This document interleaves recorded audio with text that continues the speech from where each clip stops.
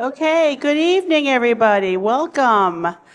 Thank you for coming out on this icky night. Sort of nasty out there, but I think it'll be well worth your effort. My name is Marcia Eli, and on behalf of the Center for Brooklyn History, on all of our colleagues over at the Brooklyn Public Library, which we are part of, and the Arts and Culture team, BPL Presents, I am really excited to say a few words of hello and greeting. Tonight's program, The Changing Face of Progressive Brooklyn, is nothing if not well-timed. It comes on the heels of Mamdani's election.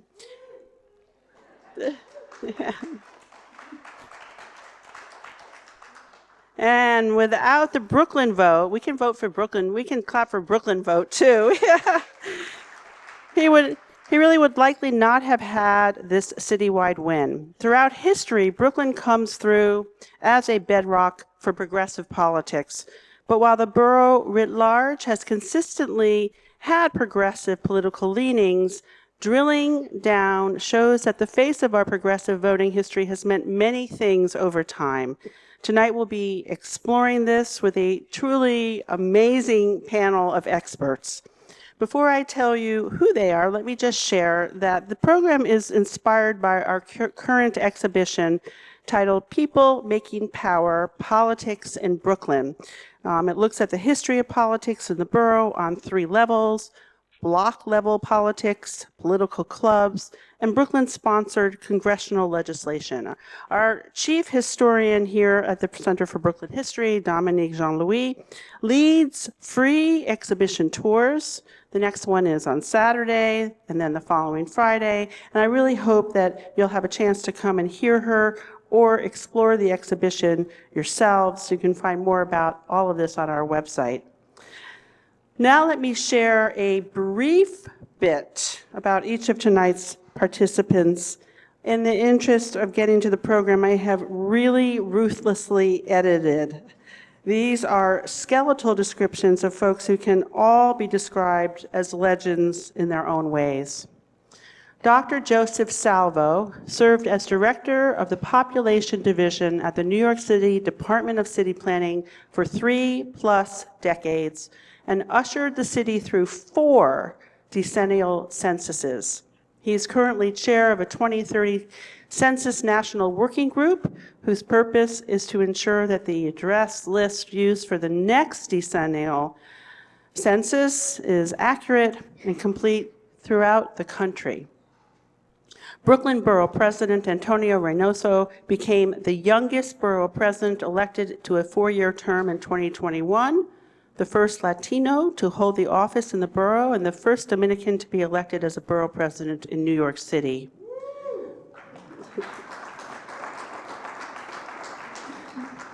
John Mollenkopf is Distinguished Professor of Political Science and Sociology at the CUNY Graduate Center. He also directs its Center for Urban Research. John's 18 books, either authored, co-authored, edited, or co-edited, analyze the impacts of race, ethnicity, and immigration on urban politics and urban policy with a focus on New York City as a laboratory for change. And our moderator tonight is Katie Honan, senior reporter at the nonprofit news site The City and the co-host of the FAQ NYC podcast. Katie has also served as a City Hall reporter for the Wall Street Journal and covered Queens for DNA Info New York. So, a quick word about how tonight will go. In a moment, I'm going to invite Joe to share some background on the topic, given his deep expertise, which will serve as a springboard for the following conversation. The panel will come up on stage for a moderated discussion. Borough President Reynoso will be excusing himself a bit early due to another commitment. And finally, after their conversations, we'll turn to you and your questions, and our usher will bring a mic to you in your seat. Please help us by standing when you speak and keeping your questions brief. So, a packed night. I am so grateful to all of you for sharing your perspectives and knowledge. Thank you for being here. Now, to start us off, please help me welcome Joseph Salvo to the podium.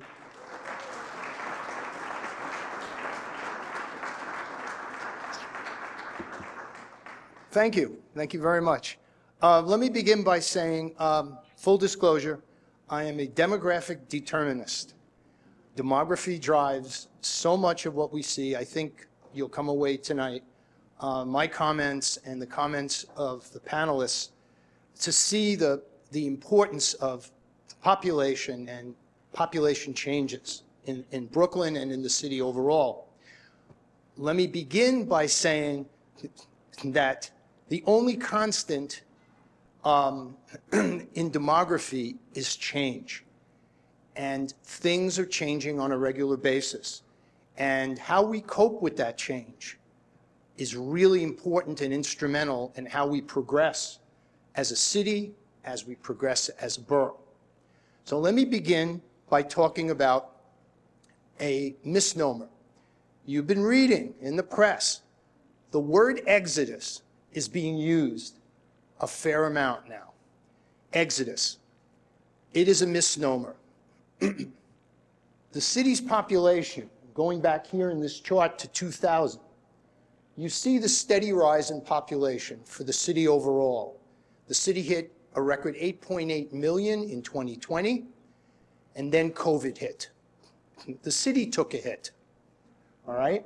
But what has happened is that that hit was temporary. It's very important to realize this.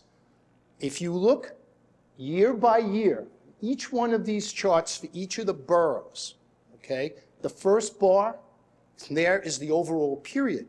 If you focus on the overall period, you come away with, oh my God, there's an exodus. No, there isn't. Look at each of those bars. Look at Brooklyn for a minute. Look at the blue bar, then look at the green one. What we're talking about is starting in 2020, going 2021, 21, 22, 22, 23, and 23, 24. And you will see a pattern of revival. Each of the boroughs has come back. Manhattan most severely. Manhattan had big loss over the COVID period, but it has recovered since. The same for Brooklyn. That is the pattern in place now. It is not an exodus. It is a pattern of recovery from a worldwide pandemic. So that's the first thing I want to get across to everyone in this room. These are the numbers for Brooklyn. Going back to 2020, 2.7 million, all right? A loss, stabilization, and now picking up again. This is not the first time that we've had population losses followed by population gains. Remember, the only constant is change in demography. Now, let's pick up on the issue of what we call population composition, looking at the race and ethnicity of the city and of Brooklyn. Now, I went really far back to 1900 because I wanted to say this. The city's population, just after incorporation, was about 3.4 million. By 1930, it rose to 6.9 million. I want you to think about that. On the heels of massive immigration from Southern and Eastern Europe. Think about Brooklyn. Brooklyn's number isn't up here, not yet, but 1.1 million was the number after incorporation. 1900. It rose to 2.6 million by 1930. Now, the reason I'm showing you this is that the early rise in population when New York became a metropolis was driven by immigration, most heavily from Southern and Eastern Europe. It was non-Hispanic white primarily. Then what happens is around mid-century, that pattern started to change. It really changed after the passage of the Immigration and Nationality Act of 1965. In fact, we just celebrated the 60th anniversary of that legislation. And then what happened was the composition of the city's population started to change. Other groups started to factor in. And what you see here is that the rise and the continuation of the city's record numbers occurred on the heels of race and ethnic change, the likes of which you could argue is unprecedented in the city's history. This is Brooklyn, 1970 to 2020, the change in composition. In 1970, Brooklyn was heavily European white. But look, there's a large black contingent in Brooklyn. Brooklyn has always had a substantial black population. It's been home to large numbers, as I'll show you in a minute, of the West Indian population, of African Americans, those people who were actually born in the US, and also now of new African immigrants. But you go back to 70, and you're talking about a heavily European borough, or city, depending on your persuasion. And I was asking one of the librarians whether he had a copy of the Brooklyn Eagle at the time of incorporation, where most Brooklynites mourn the loss of Brooklyn as a city. So sometimes if I slip into it and say the city of Brooklyn, you'll appreciate it, I'm sure. So look over time what's happened. This reflects the citywide change I showed you earlier. Look at the 2020 composition, which has largely continued now. Under 40% non-Hispanic white, about a quarter, a little over a quarter, non-Hispanic black, Asian, Hispanic, and then a mix of everything else. Based on the census questionnaire, people who checked off more than one. Here's the composition of Brooklyn in 2020. Now I want to drill down and talk about neighborhoods, okay? 2.7 million population as of 2020. It's a little bit down, but headed back in the direction again. 35% white, 27% black. You see the composition here. Now let's look at this. This is a demographic version of a Monet painting, okay? You don't want to get too close, but what you want to do is you want to just survey the borough. This has got to be one of the coolest maps that the Department of City Planning, my alma mater, created. As you move around the borough, you get an appreciation for what has happened, how the population is distributed over the neighborhoods. In the north, you see up in Bushwick, for example, the Hispanic population is kind of formidable. And then you move into central Brooklyn, and now increasingly down into Canarsie, and that part of what would be considered southeastern Brooklyn, you see the black population. And then you move down into the Bay Ridge, Bensonhurst, Bath Beach area, and you see the white population having substantial numbers. But let's not forget that area south of the cemetery there in Sunset Park, where you see an Asian presence that's really substantial, as well as out in the eastern edge of the borough, out by City Line. So I show you this because it gives you an appreciation for what we have here. It is a magnificent display of groups. Let's talk a little bit about what groups. Let's talk for a minute about the foreign-born. The foreign-born population of Brooklyn is bigger than most major cities of the United States. Think about that. Denver, Colorado has like 700,000 or 800,000 people. Brooklyn has 930,000. I mean, just large by any standard. These are the top countries of the foreign-born, looking at the most recent data we have for a 5-year period up until 2023. You see China, and then you see a whole slew of countries. The Chinese population is very big. It's over 120,000. Then you look at Jamaica, the Dominican Republic, Haiti, Ukraine. Think about the parts of the world you have in those first few source countries. It's amazing. Guyana, Mexico, Russia, Ecuador, Bangladesh, and Uzbekistan. What I also did for your viewing pleasure is to look at those countries and ask the question, what share of the total New York City foreign-born population is in Brooklyn? To give you an idea of why Brooklyn stands out. Look at Uzbekistan. Over 60% of all the people from Uzbekistan reside in Brooklyn. That is 60% of all the Uzbeks from New York City reside in Brooklyn. Ukraine, there's no question that Brooklyn is home, something you already know, but I'm putting numbers to it, to the immigrants from the former Soviet Union. Haiti, over 60%. Now we see the West Indian populations. The Jamaican population, the average for the borough is around 33, 34%. And China, somewhat overrepresented, but look at Jamaica, because the Jamaican population is heavily in the Bronx and in other places in the city. But look at Haiti, and you can see Trinidad, all overrepresented in the borough.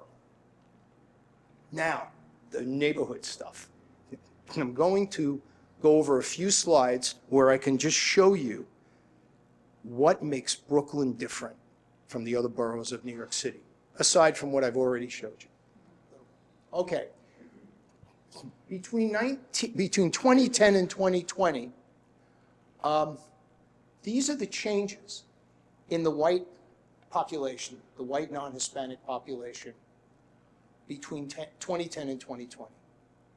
You see that Brooklyn gained white population like no other borough. Manhattan gained white population in that decade. Queens lost, Staten Island lost, the Bronx lost. It is because of a dynamic that has developed among young people. This is a map which has Brooklyn and Queens. You see part of Manhattan. We have a little piece of Staten Island and the Bronx. But if you look at Brooklyn, this is change in the white population. You see where that white population is concentrated. Greenpoint, Williamsburg, North Side, South Side, down into Bedford-Stuyvesant. That whole central core in Brooklyn, Crown Heights, increases in white population. When you look at the age data, what you see is that a lot of this is driven by 30 to 39-year-olds. People coming in from the rest of the country. Now, a point which I think you'll hear about later is even though you see that white population surging in those areas, okay, it is alongside other groups. There are a lot of younger people from various groups coalescing based on their portion in the life cycle. They want to live in Brooklyn. That's what it comes down to. All the red you see in the bottom of Brooklyn, in the southern part of Brooklyn, and look all over Queens, parts of Staten Island, is aging of the European population. That's what it is. The reason it doesn't happen in that core central area of blue in Brooklyn is because of the fact that we have large numbers of young domestic migrants coming in. That makes Brooklyn different. When you go and you look at the age data and you look at the age groups coming in and going in each of the boroughs, you see Brooklyn stand out among those 30 to 39-year-olds. Now let's look at the black population. This has been discussed endlessly. Black population decline, biggest in Brooklyn. And one of the things you have to take into account, this is an absolute numbers. Brooklyn has a very big black population, okay? So on a relative basis, it wouldn't look this extreme. But understand this. Nobody stays here forever. The population, the black population, like among the white population, is aging. In addition, the immigrants who started coming here in the 1970s, Black West Indian pop especially, have found other places to go. It is part of a natural progression that I would argue occurs for each one of the race groups, okay? In Brooklyn, the focus is, again, this substantial drop in the black population. Now, where is it? Look. It's in those areas, Crown Heights, Bedford-Stuyvesant, East Flatbush. You see all that red. But I want you to make note of the blue. That's Canarsie. We have I call it suburbanization in the city. We have people who are buying homes in that part of the borough that have migrated largely, or moved, excuse me, from central Brooklyn to southeastern, what I call that southeastern corridor. But note, other parts, look at Queens, southeast Queens. Again, a lot of this is the aging of the population, migration out. It's part of a progression. It should not be viewed as an exodus. The word exodus is very politically charged, and I would argue is a misnomer. It's part of a progression. It occurs among each of the populations that you see here, and it will occur eventually among the Chinese and among the Dominican. It's occurring already among the Dominican population. The Dominican population moving to New Jersey, moving out of Washington Heights to the West Bronx, okay? There is a progression that occurs among all groups. So I am going to stop there and turn it over to... Thank you very much.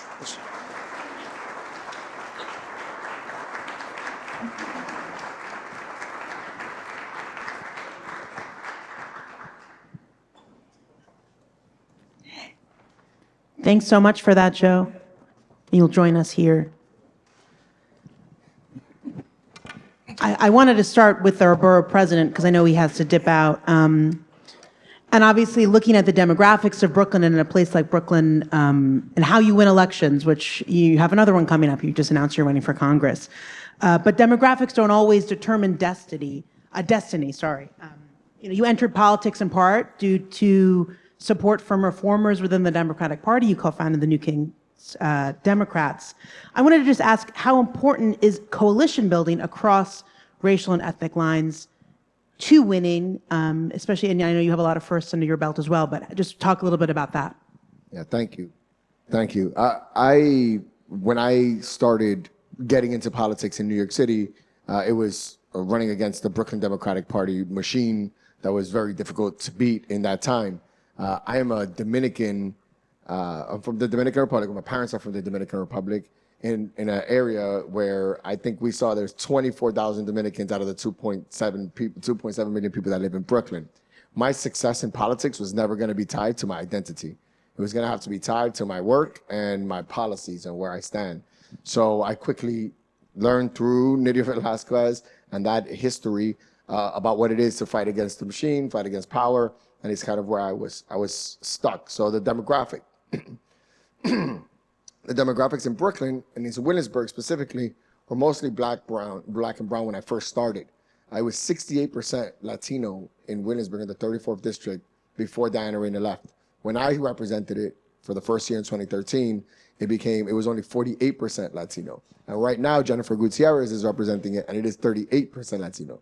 But it stood that way. So demographic change was significant, but for political rise and political growth, none of it was related to identity. It was all related to the work that we were doing on the ground, because I wouldn't have gotten elected as a Dominican where there are no Dominicans in this borough. And then just when I leave the 34th district and we stop talking about Williamsburg, running in Brooklyn, there's even less Dominicans in all of Brooklyn than there was in Williamsburg, because there are some Dominicans there. So when I presented myself to Brooklyn, I didn't present myself as a Latino man or as a Dominican. I presented myself as a reformer, as a progressive. And that's what kind of led me to come here. I am the first Dominican that is elected to a position where the majority of the population is not Dominican in New York City. Congrats. And I know we just talked about your broad coalition and not relying on your background for your successes, but I'm just curious, do you want to talk a little bit about how politics have been used by various immigrant groups to build power in a place like New York City? I know we have a Major Owens exhibit I saw, so how historically people have used that as they're growing in the city. I think that I'm younger in politics, I'm young, and I think that in the past, the rise of political factions was demographically based because of laws and policies that existed in New York City that weren't as prevalent when I was running into power. I was fighting environmental justice. I was fighting for transportation justice.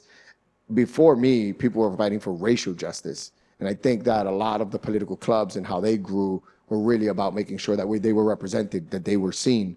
But now you look in Brooklyn, it is arguably one of the most diverse pockets or groups of politicians that you would have anywhere in the city of New York.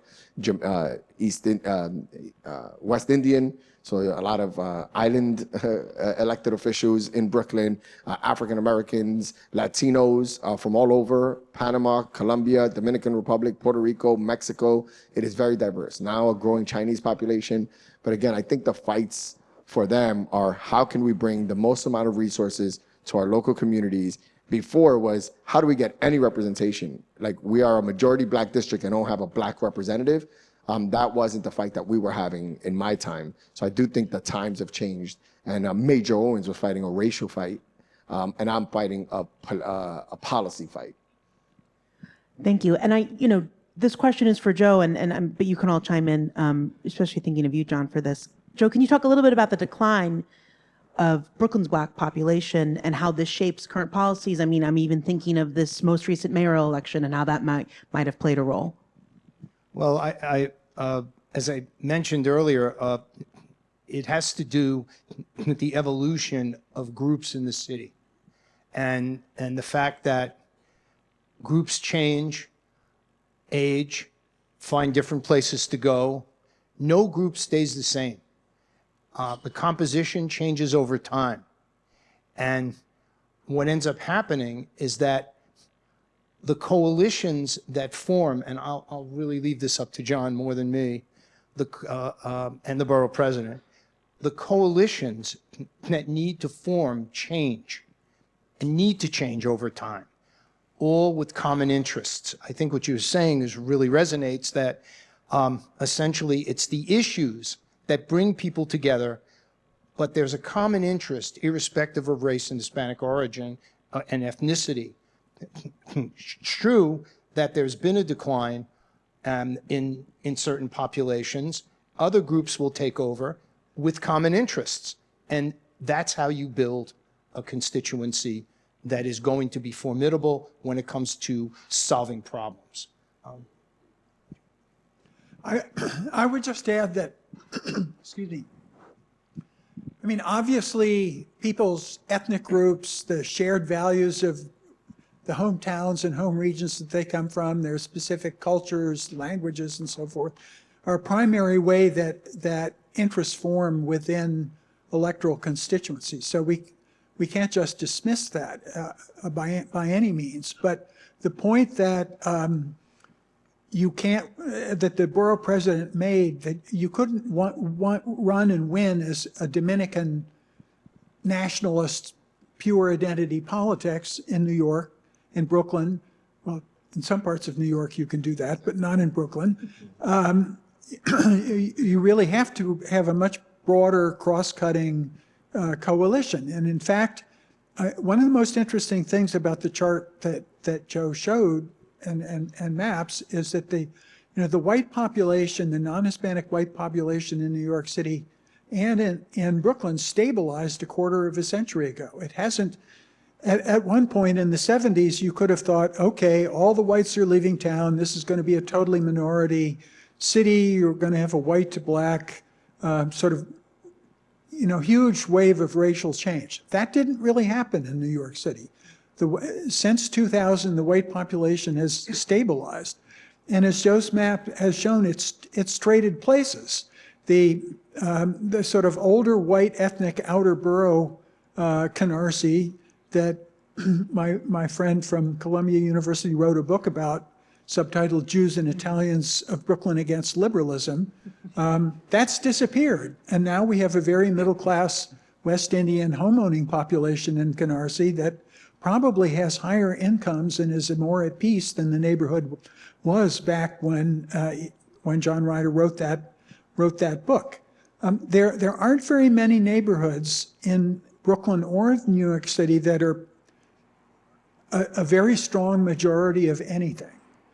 Even the whitest neighborhoods are no more than 75% white at this point. The blackest neighborhoods are no more than 75% black.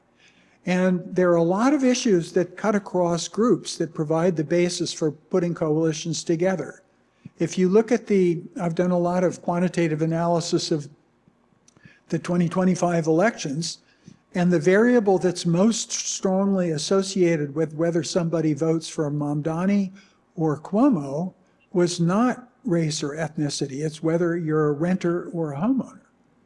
And the affordability agenda and the fact that rents have been rising up against people's take-home pay and that housing is more and more of a crunch for just about everybody is something that clearly cuts across groups. And it speaks to what the borough president was talking about. A politics of ethnic or racial identity is subsiding because to some degree demographics does dictate that. Demographics may not be destiny, but it creates the platform on which people build politics. And I think the borough president has been an excellent example of using real issues to cross boundaries in the city.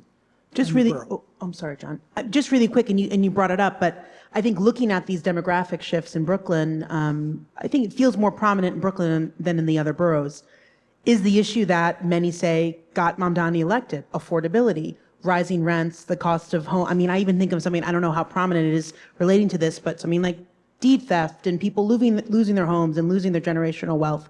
Do you want to talk a little bit about that? I mean, New York City's always been an expensive city, but it seems over the last 25 years, things have really risen exponentially. And I don't know who would be best to answer that, just briefly on how those affordability, looking at numbers of one population leaving the borough, I think looking at the affordability and the concerns of rents as well. I don't know who would be best to answer that. So I think now we're getting into, I want to get into like establishment politics versus, I'll call them like progressive politics, but I want to say further left and further right politics. And I think what happened is that there was like a 15-year period in which establishment Dems did the basic like incremental work as we were facing crisis. It was like we were seeing the edge and we were just walking slowly towards it, and no one stopped it from happening. And I think that from that you see the emergence of like far right electeds like Donald Trump that might not necessarily give us a solution or tell us that we can solve for that problem, but what he is he sees the cliff. And then we have a response to that in a city like New York, where it's largely Democratic, and we have Zohran also saying, I also see the cliff. We have different means to get there, but the people in the center are completely, like they were blind to the realities of what we're seeing.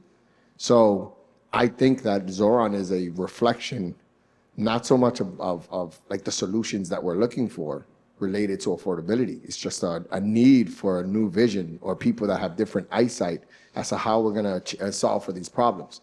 Because the powers that be got us here.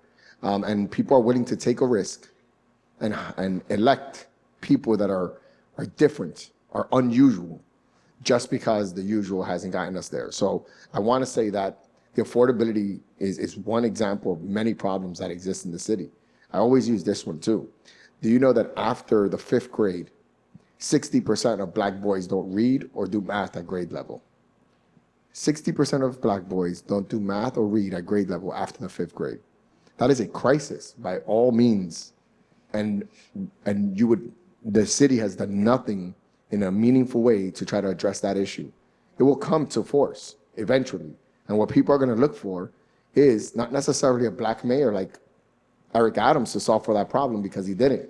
They're going to look for the unusual. The system needs to be shocked.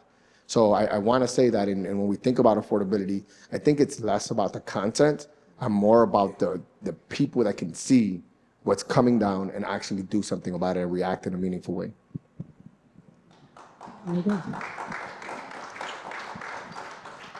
And John, I wanted to also get your take, and we will be taking questions after, I don't know if this is the last one, but shortly. What is your biggest takeaway on what Mamdani's win could mean for the Democratic Party here in New York City when you look at him defeating a political powerhouse twice in one year? I guess for Andrew Cuomo, losing once was not enough in 2025. He had to do it twice. and what that means and how these demographic shifts play a role in that. Well, I think it's important to point out not only that his victory was a tremendous success against all odds, and that he went in the primary from being, in having, roughly high 30s, low 40s% of the vote to clearing 50% of the vote.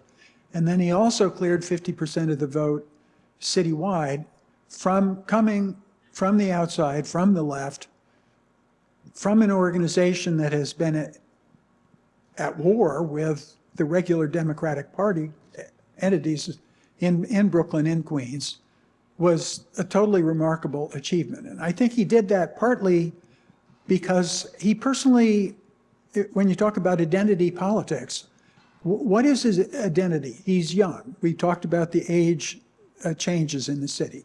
He's an immigrant. We talked about the fact that immigrants and their children, in other words, kids born here to foreign-born parents, it's well more than half of the total not just the population, but the people who are eligible to vote in New York City.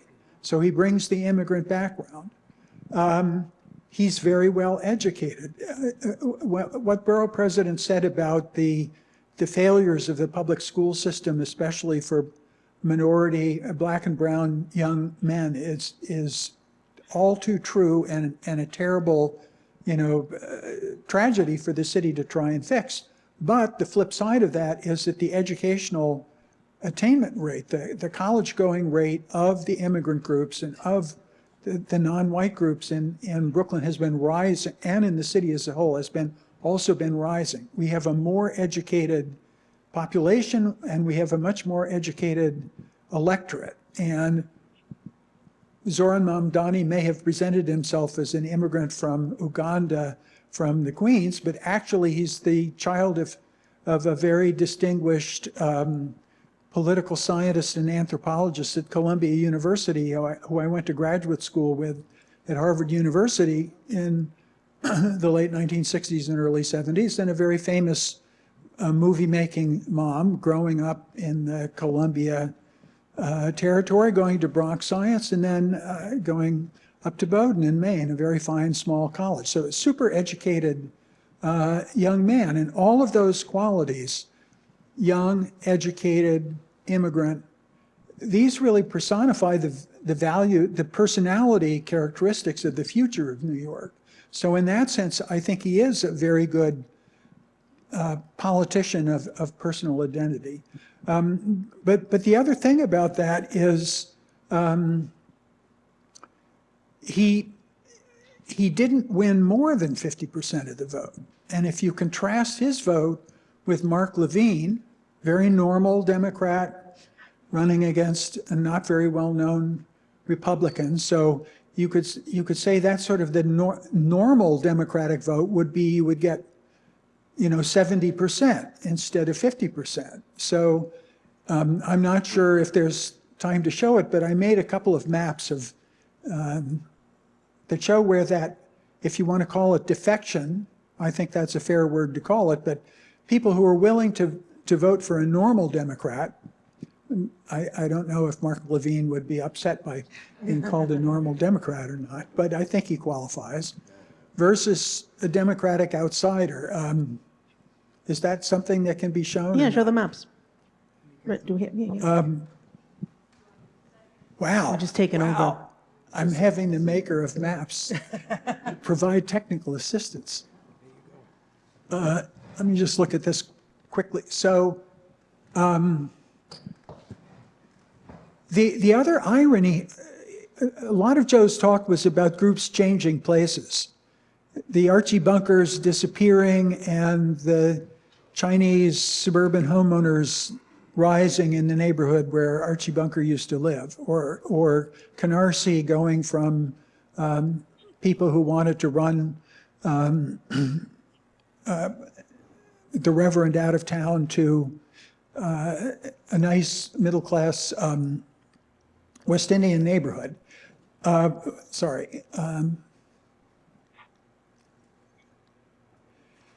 So the blue is the most deeply Mamdani territory, 75% or more. And you can see that's exactly the area that in Joe's maps were where whites were moving in and minority groups were subsiding. This is a highly educated group. And it stretches out into, you can see that the Hasidic communities of Williamsburg, the Satmar and the Lubavitchers in Crown Heights, and then Borough Park, stretching down into the Sephardic neighborhoods further south in Brooklyn, didn't like Mamdani at all, and stand out in that sea of blue. But otherwise, it's an alliance of well-educated people, mainly white, but also doing well in the traditional areas that are necessary for a Democratic candidate to win. The African American, Afro-Caribbean communities of New York. And you can't clearly see it on this map, but he did also very well in Muslim neighborhoods, Pakistani, Bangladeshi, Muslim Indians who are in Brooklyn south of the park. And so he broadened beyond the usual, sorry, this is very sensitive. I want to go back to that previous map and maybe, okay, there's what he won. You have to choose yours are being controlled by A human being. a human. Okay, so we can go forward, please. One. This is like the Wizard of Oz, and we discovered there's really somebody behind the curtain doing. So this is what put Mamdani over 50, in the winner spot. This is the improvement between the primary share he got and the general election share. And you can see that Black Brooklyn, and especially the West Indian part of Black Brooklyn to the southeast, was a major cause of that. But also you can see that this white liberal area around Prospect Park that was maybe a little skeptical of him in the primary, in the general election went to his side. The Lander effect, you might call it. And that put him over to the top. And you can see in the red areas of the city, the sort of diehard conservatives that disliked Mamdani even more in the general election than they did in the primary. Now, if we can go to the last slide. So this is subtracting the Mamdani share from the Levine share. So this is a map of people who normally are Democrats but defected. And if I were advising Mamdani after he gets through the thrill and shock of choosing an administration and finding out where the bathrooms are in City Hall, he's going to face a lot of opposition. There are many people out there, perhaps even including our incoming Speaker of the City Council, who are going to want to make life hard for Mayor Mamdani and to certainly extract a lot out of him to get what he wants. And so if I were advising the mayor I would say, where can you pick up support in those red areas that you lost, that Mark Levine gained? Some of them, like you can again see the Hasidic and ultra-Orthodox neighborhoods, if you know the ethnic geography of Brooklyn, standing out as not being people who would support him ever, period. But you can see Brooklyn Heights, Cobble Hill, there's a concentration there, and you can also see in the Canarsie area of the West Indian neighborhood, as it becomes more suburban, more homeowning, more outer borough. Again, the new version of Archie Bunkerland in New York City. I would say those are areas that he ought to be paying a lot of attention to and thinking about how his policies could appeal to them. And those are not areas, by the way, that necessarily think that freezing rent is their key issue. It's important, of course, everywhere in New York City, but these are much more home-owning areas. But I think one of the reasons that he came up with free, fast, and no-fare buses is these are also areas that don't have subway service and that do rely heavily on the buses. And I don't know if he was thinking about the political geography of bus use when he was developing his platform, but that was a very smooth, a very effective thing. So I don't know that the Mamdani folks have looked at a map like this, but maybe I should send it to them so they can think about it. Yeah, there we go. Do we have time for one more question from here? Should we cut the, I did want to ask, in all the talk about the demographic changes, and all three of you might have something to say on this, the shifting, how you win an election changes. And I'm just, thinking of the old school political clubs, and again, relying on some of the old neighborhood politics. Is that all completely gone, or are they just replaced by other groups and coalitions when it comes to winning elections? I would say yes to both sides of that question. They're certainly still there. And if you look at the Thomas Jefferson Club, which is a fabled sort of Jewish Italian club in the Madison neighborhood of Brooklyn, used to be its home turf, and gave us, fabled leadership of the Democratic Party in Brooklyn. That club and Frank Sedio, who comes from that club, gave way to who? Eric Adams. No, a Haitian woman from, Mercedes Narcisse? no, Ronis Bichad is our county party too bad. leader. And she got into that office through that club, or with the support of that club, not solely with. So the machine politics of New York City has proven to be resilient, and they look at Joe's map and they say, well, we can't go with the old guys. We have to think of something new. And they've, recruited and developed and advanced new leadership. But they continue to lock out a lot of people, and they continue to think first and foremost of their organizational needs. And so the material and ideological and policy base for challenging the Democratic Party is still out there, and and Mamdani is a wonderful proof that it can be challenged successfully. Yeah. No, I think I do want to say I think that the Democratic part, the clubs, the Democratic clubs of the past were more about patronage and about giving and receiving. It was like, I think about like the turkeys, giving out turkeys during Thanksgiving. That's yeah, right. But I think that was what. So when somebody's running, it's like, when we get there, we will help you, right? Like that type of thing.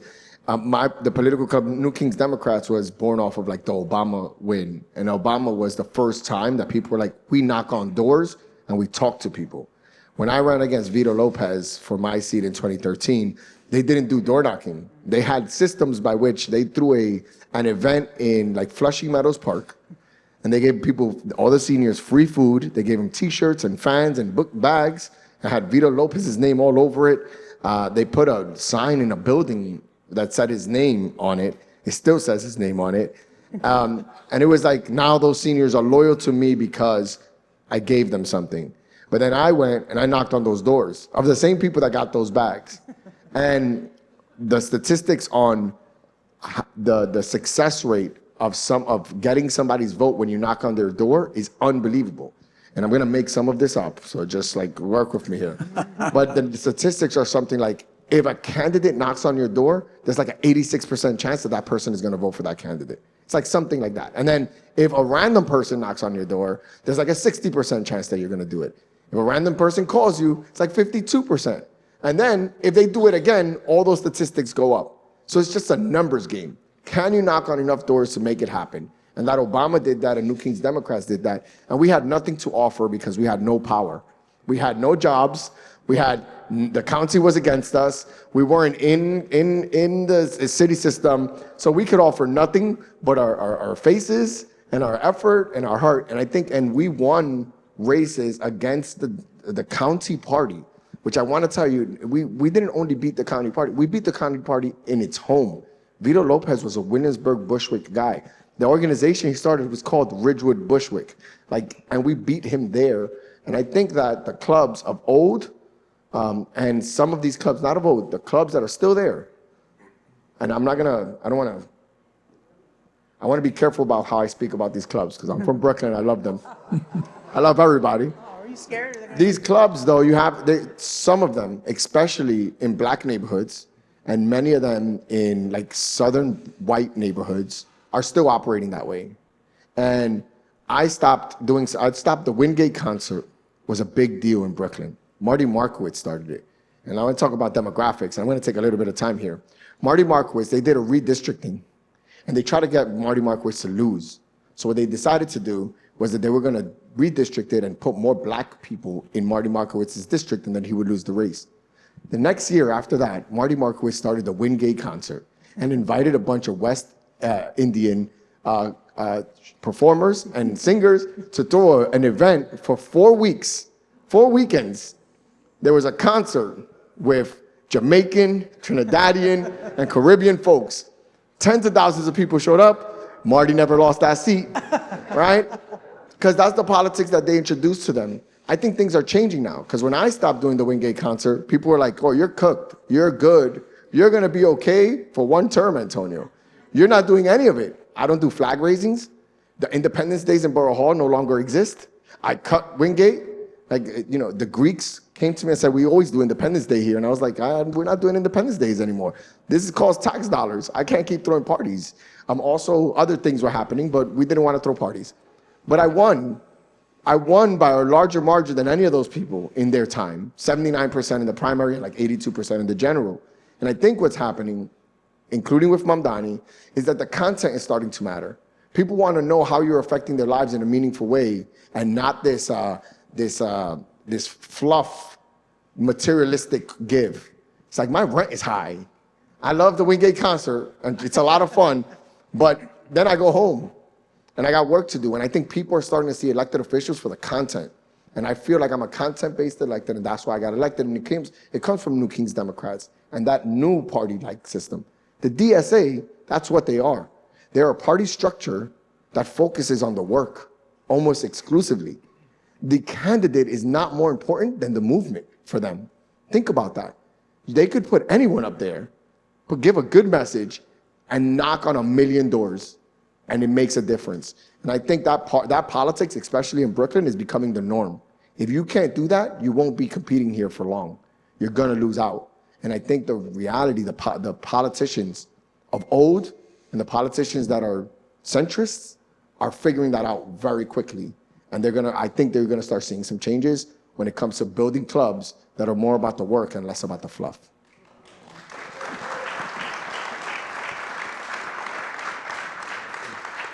I hope it's right for me. I hope that's right for me. Eric Adams did bring back some concert at Wingate for Rides Out. So yeah, he took it. Yeah. He got an email from a lot of people saying, "Hey, Borough Hall doesn't do any of it," and he says, "You know what? Come over here." And what did he do? Went to Bowling Green, and there was flag raisings every other day. He did his own Wingate concert series one summer and said that people need to celebrate. It's just like very celebration centric, and he is a one-term mayor. Right? Because you know why? He has no content. He just was fluff. He's a performer. And I'm glad that that's over with. Joe, did you want to add more? Should we go to audience questions? All this political stuff making me nervous. It's all me. Everybody can blame me. Let me What do you think of the last two mayors? Just let us know. Just let us know. You're not in government anymore. Yeah, you're safe. Oh, yeah, I can say whatever I want. Huh? Let me go back to demography for a minute. Based on some of the stuff that the borough president and John said. Right now, I fear for the population of the city. As much as I'm optimistic, I have been optimistic now, and I continue to be, and I'm an optimist by nature. We don't control federal policies on immigration.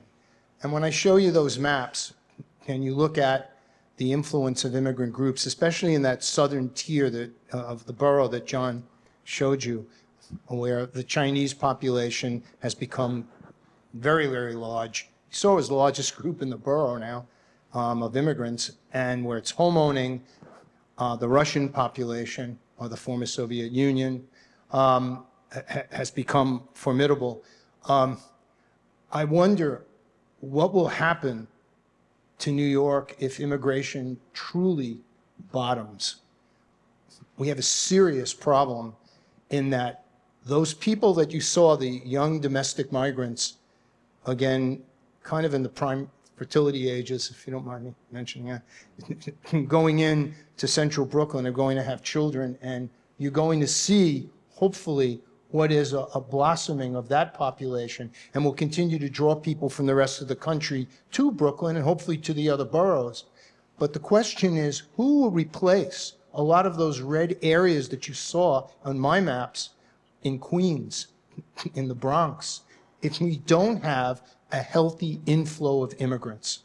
New York needs immigration, and it sustains us, it sustains the labor force in the city, and also it is going to be the emerging force when it comes to the political framework that has been discussed here.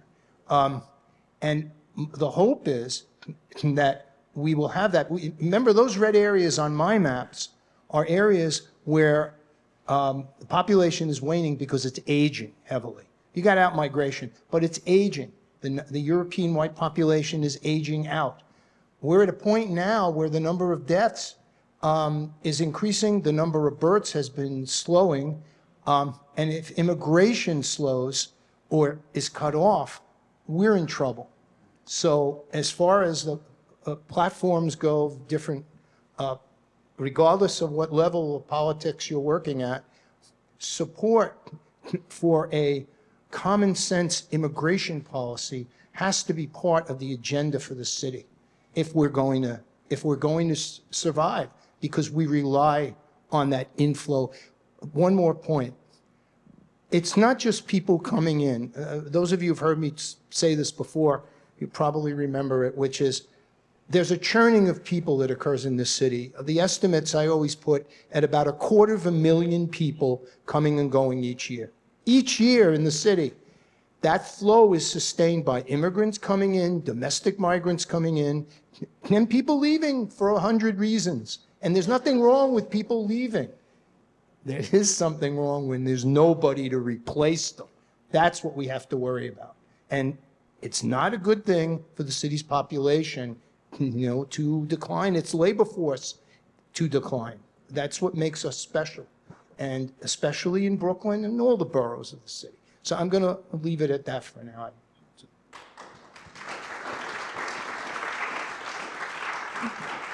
I think we'll take questions. I know someone's walking around with mics. Do you need our mics? Oh, yes, right.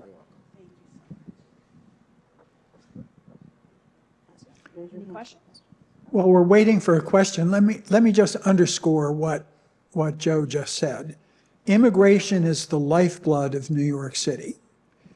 New York has always had net domestic outmigration. That's the whole point of the place. You come here, you make your career, you make your connections, and then you go off somewhere else. Or your family is here, you raise your kid. My daughter is out in California making movies. And she went to Stuyvesant.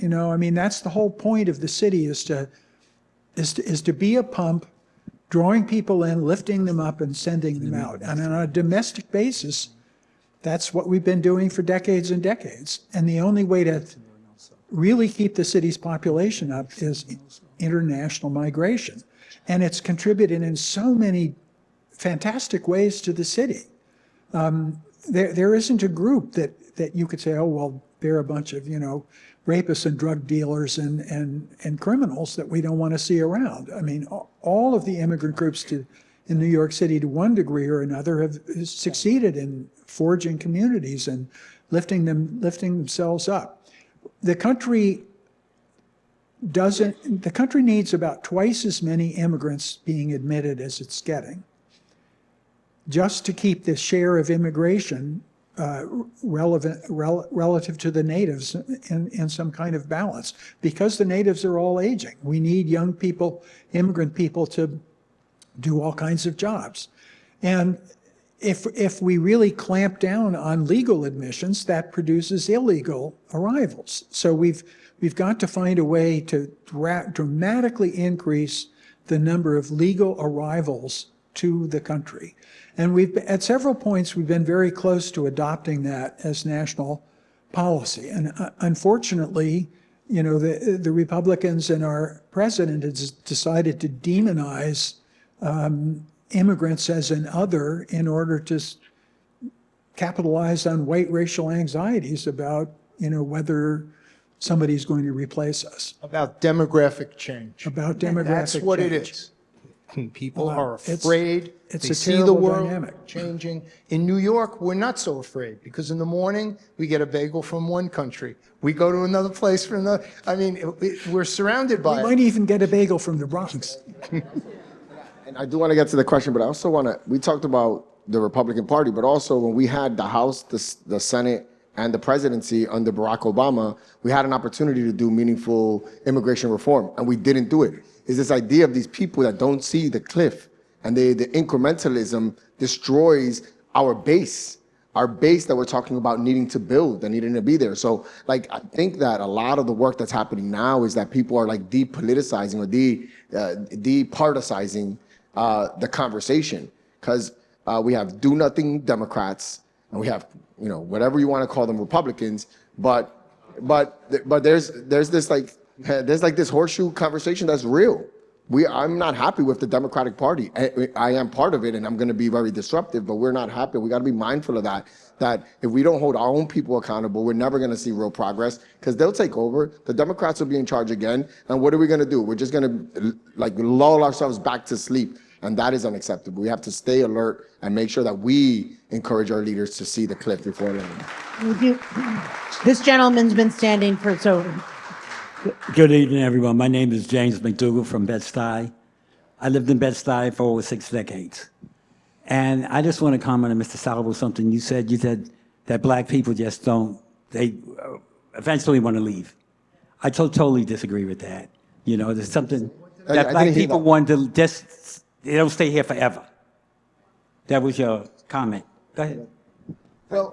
Well, as a person who's lived in the Bronx all my life, I retreated for a year to Washington and then came back and moved back to the Bronx.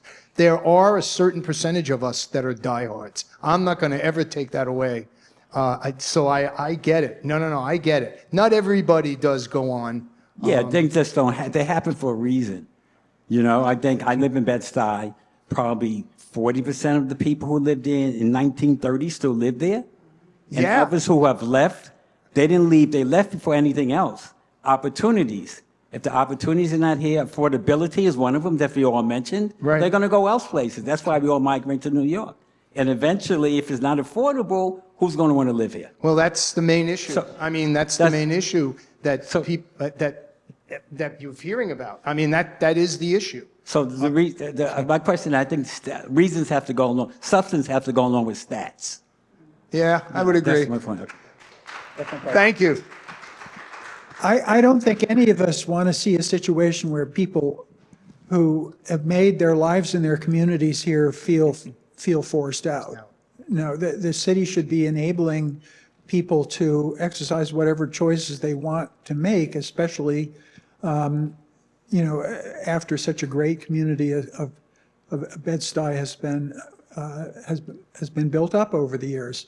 We had an event a few months ago here about political clubs, in which my colleague from Brooklyn College, who wrote a very interesting biography about his grandfather, the boss of Black Brooklyn, and who had spent all his life in Bed-Stuy, and has written, Ron Howell has written quite a lot about the sense of loss that many Bed-Stuy residents have felt as the neighborhood has been changing. And I think that's very real. At the same time, I was very close to John Flatteau and his family. also live in Bed-Stuy in the historic district. You know, I've watched his kids grow up and move off to other places. And you know, John unfortunately left us a while back, but the sort of inexorable turn of the life cycle and the demographic wheel is, you know, makes these kinds of changes where across generations, you know, what seemed like a very fixed family place, you know, moves on to other places. And that, I think, is, you know, a somewhat natural process and not forced necessarily. Our next question. Yes. Good evening, everyone. My name is Jarrell Gray, urban planner. So, Joe, I actually took a seminar with you last year, which very appreciate the maps. They're beautiful. Yeah, I had to nerd out about that a little bit. But I'm an urban planner, born and raised in Flatbush entire life. I don't want to beat on the point, but I was hearing affordability as a driver for the decision making for this election. And then when we're talking about demographic changes, I use same census that I've used. Over close to 200,000 Black residents have left New York City since the year of 2000. So just going 10 years back. So since the first 2 decades, we've lost close to 200,000 Black residents in New York City.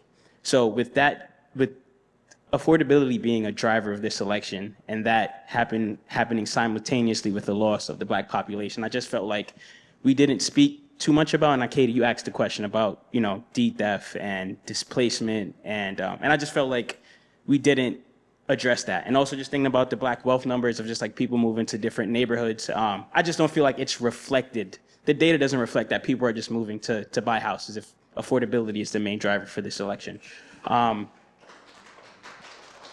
With that, though, I really want to get, you know, the topic of this seminar was about the future of progressive politics in Brooklyn. So I guess I just want to ask, like, how do we reconcile with the changing political landscape where, you know, a lot of this displacements happened where you had a lot of Black leaders actually in office while the decrease in the Black population was happening. So do you feel like it's going to be more organizing over class issues, right? Like, of course, you know, big campaign for next year is tax the rich, right? Are we going to be organizing around class, environmental issues? What does that look like going forward? I see you just handed over the mic to the politician, but I guess I wanted to hear a little bit more about that given the topic. No, Good question. I guess like, and I would love to have a conversation with you because I was like, I want to ask you more questions about how you're thinking about this and how you see it. But how do I say this? I think that the Black leadership is a Black leadership of old, and when it comes to politics. But I think that there's like a slew of young Black leaders that have a completely different language than the older leaders that are Black in Brooklyn. I just want to talk about Brooklyn, and I think that these younger people are the ones that we're hoping to stay in Bed-Stuy, to stay in Crown Heights, to stay in these areas in Flatbush, right? These young people want to stay there, and there's no systems by which the older generation has created for our ability to stay. But these young people are thinking about it, so they're having a completely different conversation. A lot of our elected officials that are older are homeowners, almost exclusively. These young electeds, none of them are homeowners. So they're having different conversations. They're passing different types of legislation. They're talking about different types of policy, putting money in different locations than what was traditional. And I think you're going to see something, and what I'm hoping, like a stabilization of the working class in New York City is how I see it.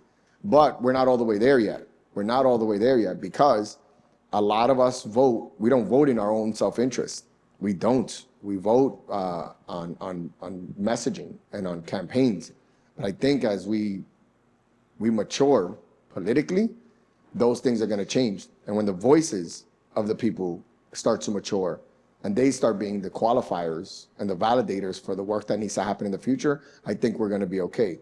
But we have a gap right now, a dangerous gap, where we're going to keep, for lack of a better word, we're going to keep bleeding out for like 10 more years. We just got Zohran right now. And the burden that our people are going to put on him is going to be outsized and unreasonable. He can't save the harm that was done in the Bloomberg administration, where he did upzoning in black and brown neighborhoods exclusively and downzoning in white neighborhoods. We're in Brooklyn Heights and Park Slope that completely landmark their entire structures, right? And when you do that, Park Slope is the best place for a new black immigrant to live. They got the best parks, they got the best transportation, they got the best housing, the best schools. A kid would thrive in that environment, but there's no place for him to go. There's no affordability, there's no opportunity to build new housing. You know, like it damages it. So we have to have real serious conversations that are not politically savvy and expend political capital to have a conversation about landmarking, for example. That's a real conversation. And you know who's not gonna have that conversation? Is Andrew Cuomo, Eric Adams. You know who will? Chiosei, Crystal Hudson, Zohran Mamdani. But it's gonna take time. And I don't think I want Zohran to be a one-term mayor, but I think eventually we're gonna need a one-term mayor that just does all the hard stuff, all of it, and then gets kicked out. I think of Jeanette Sadi Khan as an example of somebody that was persona non grata, and now she's receiving international awards for the work that she did here in this city. So I don't want Zohran to go in one term, but tax structure, property tax structure here needs to change. It never happens because they're all cowards. They're all cowards. Elected officials are scared of everything. They're scared of their own A shadow. lot of reports. They write a lot of reports about it. But then you look at the success of elected officials, Brad Lander, Jamani Williams, myself, are all people that weren't cowards, weren't scared, and we progressed. And what we try to show the younger generation is be bold. People reward you for being bold. All these middle of the road elected officials that didn't do much, where are they all now? They're lobbyists, they're in some obscure position. But the people that all put their necks on the line and got beat up politically are now leaders in this city. So it's a lot. I would love to sit with you and talk to you for 3 hours about this, but I think our future is brighter, but it's gonna be ugly for 10 more years before we start seeing the results of the work that we're doing now. I gotta go. I'm sorry. I'm already 30 minutes late to my next event, but I wanted to stay here because I just think that we have to work together. We need to learn together. And we need to have serious and honest conversations.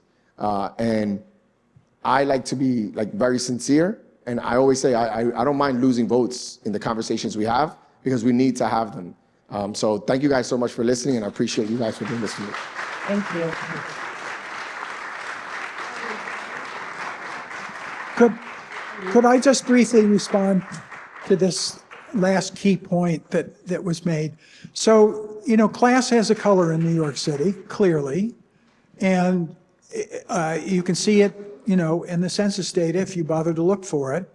The white residents, the white professional, well-educated residents of Brooklyn and New York have benefited tremendously from the success of the city, and disproportionately, and they're very well positioned to do that because they're highly educated. I moved here from California to be part of New York City. Firms like Goldman Sachs can pick and choose from anywhere across the country to pick who they want to work for them. The opportunity structure of New York City's economy, of its labor force demand, has not given sufficient uplift, if I can use that word, to the black and brown young people growing up in the city. I mean, I teach at CUNY. We have 175,000 full-time students. We track what jobs they get after they leave our degrees. We can measure their earnings against other people in New York City. And we know that they don't get the same return on their degrees that somebody coming in from somewhere else, and Ohio State or wherever comes into the city's labor force. So if I were mayor, the mayor-elect has a lot of really good policies, but if I was to advise him on what I think he should add to his agenda, is to pressure the large-scale employers of New York City to do a better job of hiring and promoting graduates of the City University of New York and giving them, using that as a channel of access to the opportunity that, Zohran had a lot of opportunities because his parents were highly accomplished professionals and he could go to Bronx Science and Bowdoin. What about the other, the kids growing up in Crown Heights today that are, let's say going to Brooklyn College or going to City College or getting a business degree at Baruch. Even those kids don't do as well as they should in the labor market. So, and that's not something that's really redistribution in the sense that, the white population is aging out. I'm a member of the baby boom. We'll be leaving the scene. We'll be opening up a lot of places. And there are not enough younger white men to fill all those places that these older white men occupy. So there's chance for non-zero sum upward mobility if people focus on it and say, let's use this as an opportunity to widen access to upward mobility in New York City. And it's not something that politicians have really talked very much about. We talk about it a lot within CUNY because we can see that we're achieving a lot. The college completion rates have been going up in the city. CUNY is a path to upward mobility for many people. You see that in the studies by Chetty and his colleagues that New York does better at that than might be expected given its inequality and its racial segregation. But we could be doing a lot better than we are. So in some ways, that's the perfect transition to my question, which was going to be a demographic question about age in the city. And some of the comments today talk about the aging of different neighborhoods and the propulsive force that drives movement through neighborhoods and boroughs. But I'm wondering, from a demographic standpoint, what does the data say about, is New York City as a whole aging? Is the median age or average age increasing, or are we becoming younger? And then for Brooklyn also, are there trends that you see that inform maybe the direction of policies? And before I hand the mic back, I just want to say, Katie, I'm a huge fan of FAQ NYC, a great podcast to Hey, help let's hear it for the moderator. drive up public awareness and education about politics in New York. Thank you. Yeah, each of the major race groups that we've talked about today are aging. The population of the city overall is aging. It has a lot to do with all those red areas you saw on the maps. And it brings to mind an important point, which is namely that the people that will be replacing the young people, when you think about the city's still about 37 to 38% foreign born. If you look at the children of the foreign born, you're up close to 60% of the population. Those people have to be incorporated in New York into this fabric of the city. And over time, the city's been great at doing that, providing opportunities. But what stands in the way, certainly there's a budgetary issue, the programs that need to be put in place to help people achieve, to rectify some of the inequality in education. I think it's safe to say that in the city, we have among the best educated and on the bottom too, the worst too, right? I mean, we have some of the best high schools and we have some high schools that barely meet any standard. We need to do something about that inequality. The level of inequality is what damages all of us, because if you can't achieve, I have to tell this quick story. Can I do this? Just a quick story. My ride over here, which was long, my taxi driver was a young Dominican fellow, and his goal in life was to become an electrician. He went to a trade school, or got a GED, went to a trade school, and what's happened is that he's driving a taxi because he can't get his head above water, all right? Essentially, he can't stop long enough to pursue an apprenticeship in an area where he's got talent. I ran some math stuff by him. He's got it. I mean, smart, motivated, but he's struggling. He doesn't have much of a chance. I contrast that with the borough president. I couldn't help but do that. The level of access to the knowledge and the networks that are needed for this young fellow to achieve, and his goal to own his own business by the time he's 40 or something. But that level of motivation that I saw there is what drives the city. Young people that come here and want to do well, they want to work. Look, it's not even an issue. Labor force participation among the foreign-born is very, very high because people come here to work because they want a better life, generally for their kids. Okay, that's like the norm. Okay, but we need to help people by providing avenues for that through the education system, through an apprenticeship, education and trade schools, and all of the things that public money should be providing, so that a young fellow like this fellow that I met on my way over is able to realize his goal. And then if he does, he passes that on to other people. And then before you know it, people start to believe in the system, that it's not out to screw them. If you follow a certain course, you can do well. So that's my comment on this. And to be honest, when I see young people come into the city, I'm very excited by it. When you see that core in central Brooklyn, that is unique to the whole city. I mean, there are parts of Manhattan too, central Harlem, but not like the numbers in Brooklyn. It's what makes Brooklyn different. It's an energy, and it's not 100% white. That's the other thing John pointed out before. It is not dominated. There's a heavy percentage white because coming in from the rest of the U.S., but there are other groups involved there too, and hopefully they can transcend those racial disparities because they all have higher levels of education and they're all going to achieve. So, We have time for just one more question, and it's going to be over here. I want to, before we take that question, it has to be brief, and brief answers. I have a request, a favor. This room becomes a place of couches and coffee tables.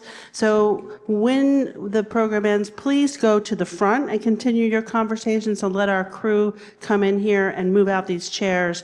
And I also want to tell you that we have a table in the front with members of the Brooklyn chapter of the NAACP, and I know they'd be very, very excited to talk to folks in the front. So one last question.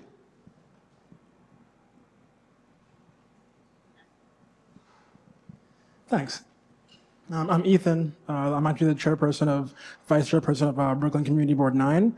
And for a while, we have been hemorrhaging Black residents. And we hear reasons for that range from affordability, from, most of it seems to be affordability. In some cases, we hear things like people wanting more space, et cetera. And listening today, when we talk about demographic change, a lot of it seems to be maybe having a light assumption of the reasons sort of being cyclical. Like people will come here and then we expect them to leave after a certain point. And I'm curious a lot about the reasons behind that, because on some level we hear a lot of them. And when there are reasons like those, there's a policy answer for it. And I'm really curious about two quick things. One, what share of that demographic change do you think is sort of cyclical and recurring versus caused by a certain issue? And the second part of that would just be, how do you envision policy change having an impact on that in the future? Well, there have been a lot of efforts by urban and social scientists to try to figure out how much displacement takes place and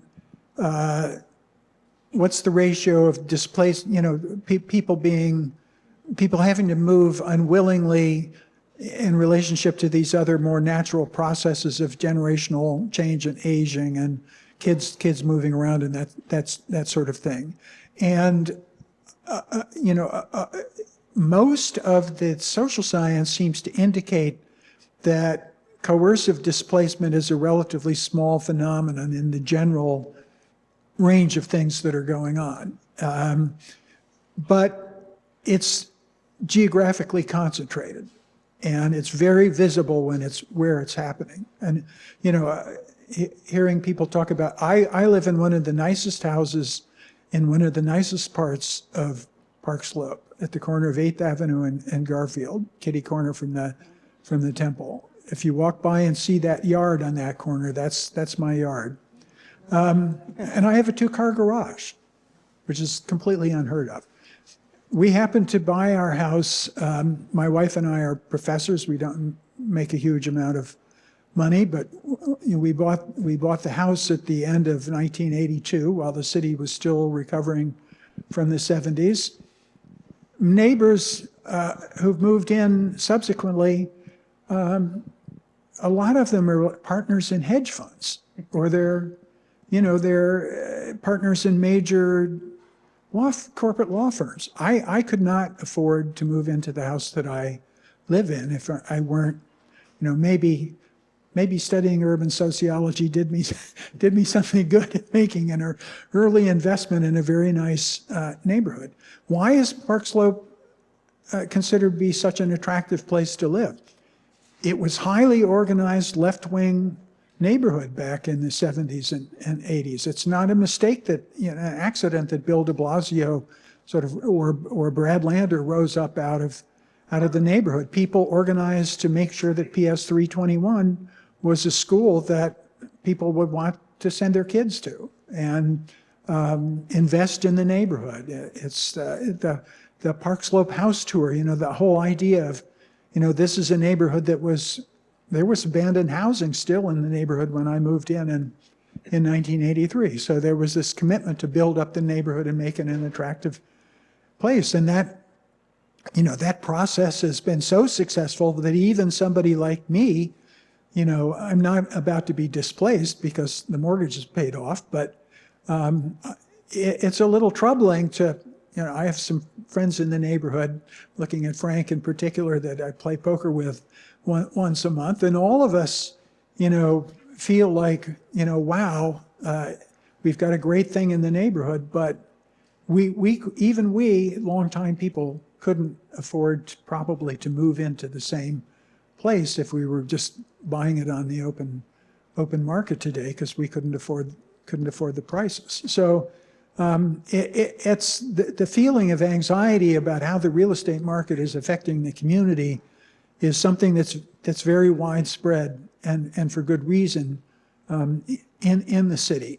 I personally think that the key way to address that is not by trying to control the housing market in some way, but by making much fairer access to the occupational upward mobility channels that give people the incomes that allow them to, make the choices they want.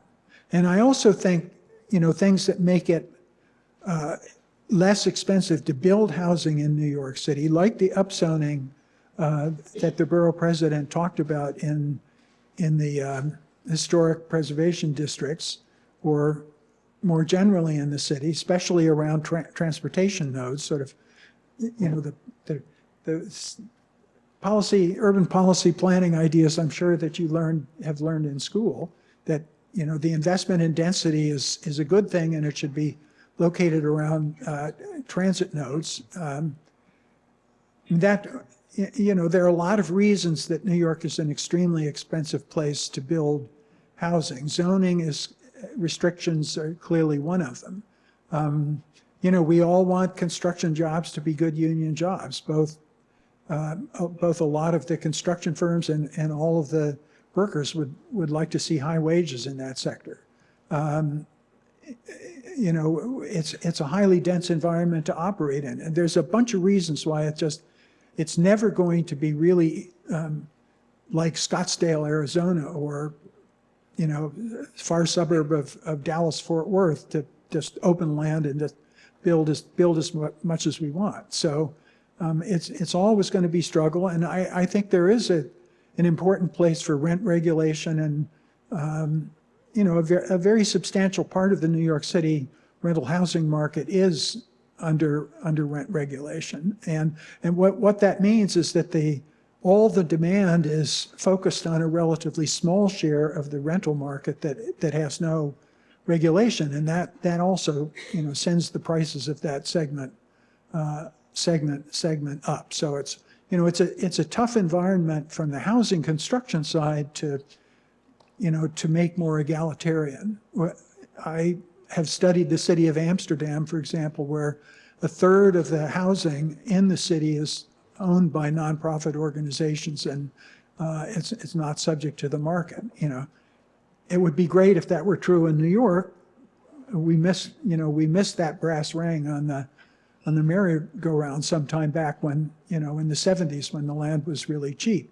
But we have built a lot of housing since the giant crisis of the 1970s. The South Bronx was rebuilt basically by city subsidization of housing there. So it's not all a completely horrible story. But